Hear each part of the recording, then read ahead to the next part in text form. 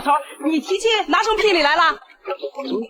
哪有像你这样提亲的？放肆！放我？你放我也放，有什么好怕的？自从在琼林宴上见到了小月，风声英德就对他念念不忘，当夜就急不可耐地请求父亲替他做主，这让和珅误以为儿子还在为比武之事而生气。他刚准备让纪晓岚冲军千里，不料阿德却表示要娶杜小月为妻，这下可把何胖子给吓坏了。你要讨一个不识字的媳妇啊？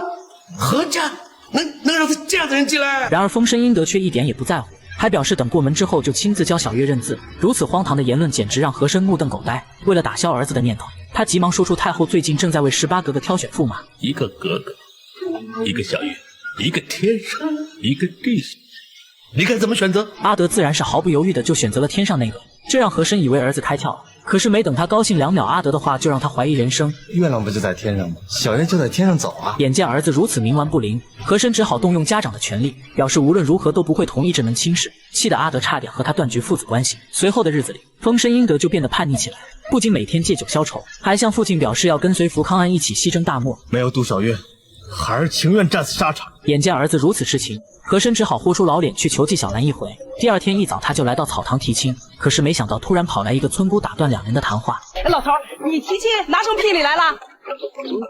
哪有像你这样提亲的？看到和珅空着手来提亲，陶三姑立马向老纪展示自己带来的2只鸡，以此表明自己可比那老头诚心多了。接着他又怒斥何胖子随意插队破坏规则。咱们做事儿总得有个先来后到吧？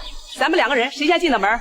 你知道是我，你就给我闭嘴！看到何宝宝这委屈巴巴的模样，老纪心里真是乐开了花。这可真是秀才遇上兵，要比都说不清。别着急，我先把他打发走啊。纪晓岚本以为这人是走错门了，可是没想到对方也是为小月而来，关键他还是给状元郎来提亲的，这下可让老纪左右为难。他虽然讨厌和珅，可是对阿德却非常赞赏，无奈之下只好把小月喊出来让他自己决定。为了拿下小月，2人不断的打压对方的孩子。行了行了，不用挑了，那状元就是熊掌，那个榜眼就猪蹄儿。怎么能这么讲话呢？状元出身寒微，我儿出身公卿。由于一时之间拿不定主意，小月只好亲自出题考一考2人。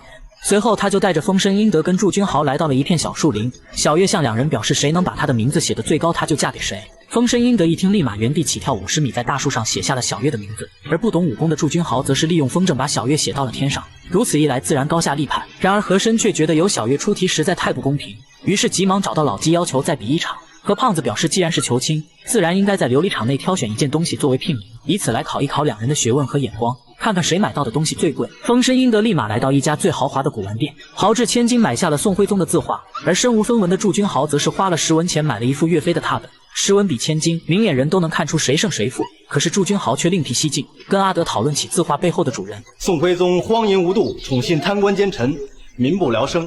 金兵南侵，他百般求和，以致中原沦陷。他是一个卖国贼。哎，说得好，那岳飞啊！随后祝君豪又表示，岳飞是一位千古传颂的民族英雄，他的《满江红》更是激励着后辈儿孙。虽然和珅一再强调今天不是在比较2人的功绩，可是风声英德却主动认输了。品话品话，乃以人品取话。我许徽宗，状元取岳飞，人品已分高下。